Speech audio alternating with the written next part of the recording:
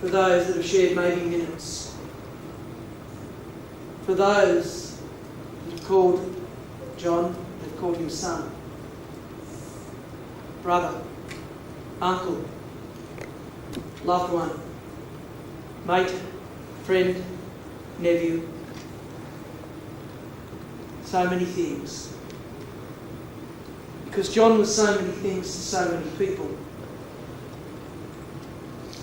If we look now,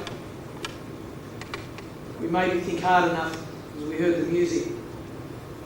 We could most likely see him dancing around the room, still trying to be the entertainer or the daredevil. Trying to present to each of you today a little bit more of a challenge in life. You're running around making sure everything was going to be done in the right way today. Today, John and Jackie, to Gary and to Kay,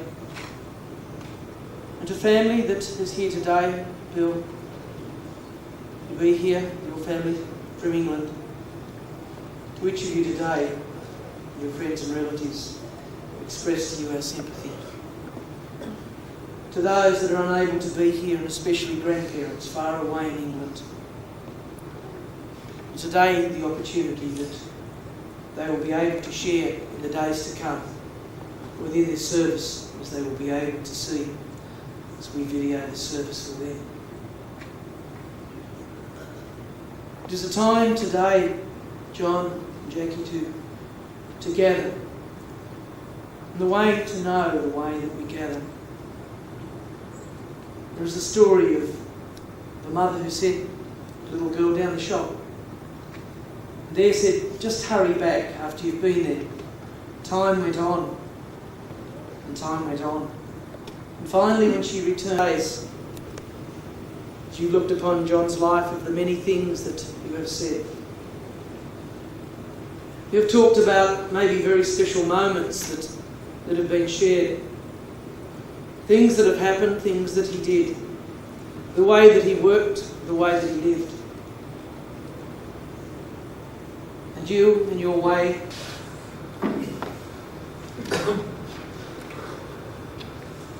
the very first time I met John Richard was in 1988.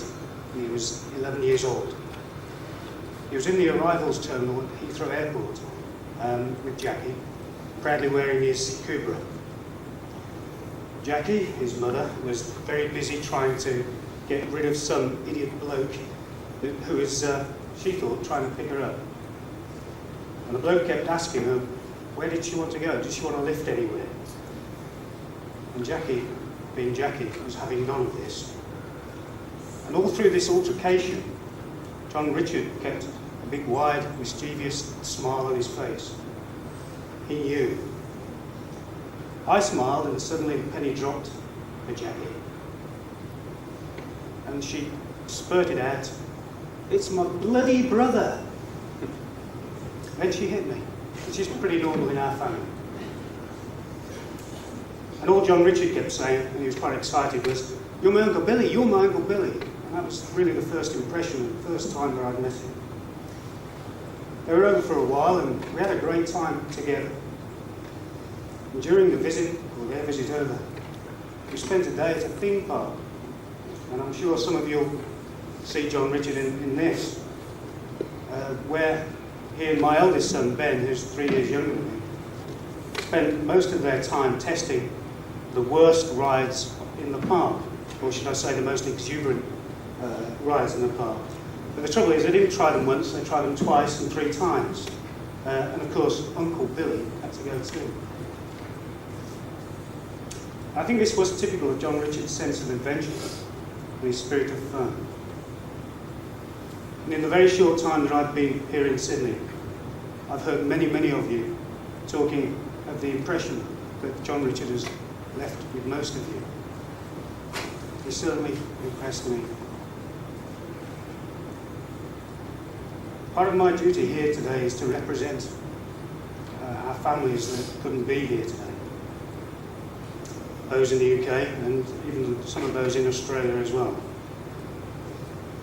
Particularly his grandmothers and his grandpop and his aunts, Pat, Anita and Lisa. And his many, many cousins, too numerous to count. We love you, John Richard, and your spirit will always be in our hearts.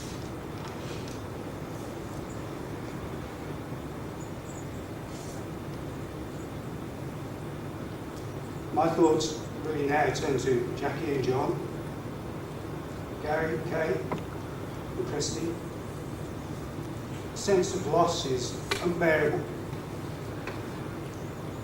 And I know that the love that they have for John Richard will be expressed through his closest friends. And I say to his friends, it is so important that you continue to support them by being here.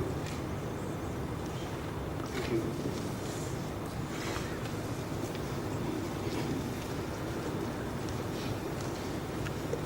You'll have to bear with me, I'm an open speaker.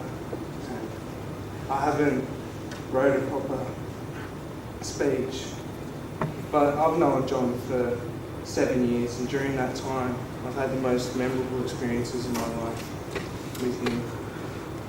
Now that he's gone, all I have are those memories. And all I'd like to say to everyone is remember John and the good times he's had and with you, since you've all got memories of him. Thank you. John Richard Cable. We knew him well and loved him deeply, and all of us will shed a tear. But now he's passed to the sky in his kingdom by our fire. All his wisdom from the past we should use and make it last. John, your musical and words will bring our thoughts and energetic spirits in our hearts. We will remember you always, friend.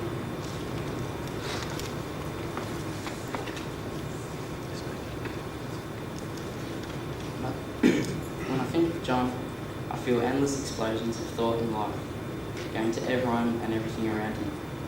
I had the opportunity to go through many personal experiences with John, most good, some bad, but always adventurous. His way with people was unique and effective, and he touched too many to list. John gave me two things that I will always use every day, and that is strength and independence.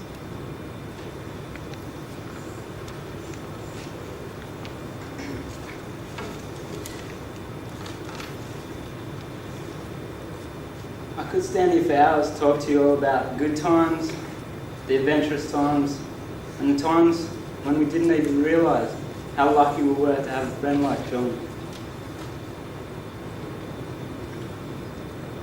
It's true when people say that you don't know when it's gone. It's too hard. So we have to remember all the memories, and they will always live on and never be forgotten. We love you, John, and you will be missed by all. As Mrs. Keeble said the other day, John's life was an adventure, and he's left us to have that adventure.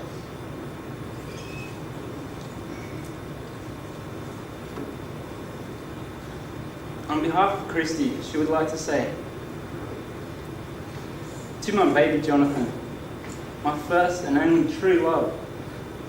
As much as we tried in the past, we could not escape the fact that for some undescribable reason, we loved each other so very much, so purely and completely. It took us a little while to find out, but we finally found pure happiness. You have been such a huge part of my life for so long, and you will be here forever. I love and miss you so very much, I ache. But I can feel you near me, and I know you are not gone far from my heart. So now, I will not say goodbye, but I will say thank you.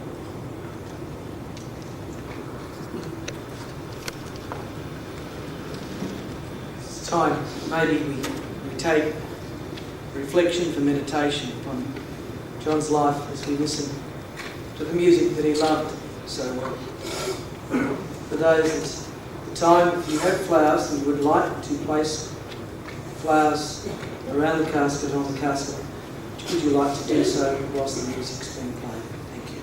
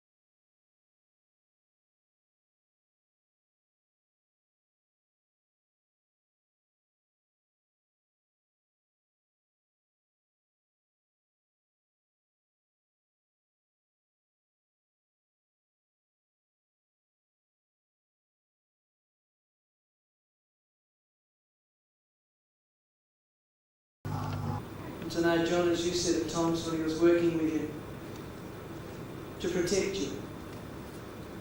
Tell him sometimes to have to back off a little bit because he was really going to protect anyone, and especially you, around. He never knew what was going to happen. But that's the way John was. When you were his friend, you knew it. You were his friend. He wanted you to be there. He wanted you to be happy. One of the things to say was, I like making little old ladies smile. He liked to make people happy. Maybe how many times that anyone did ever hear when he was working with the Corriers, Car 83, where are you?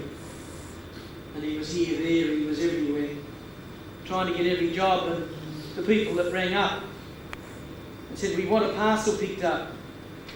We only want John in Car 83, we don't want anyone else. That was the way he was. And to have a real true friend, he was the one that you wanted. Thoughtful, kind, sensitive, yes, a daredevil. Got himself into trouble, but yet he knew he lived, as he said, so much on the edge. And that's the way he liked to live. Maybe, as each of you today, as you look back upon those days,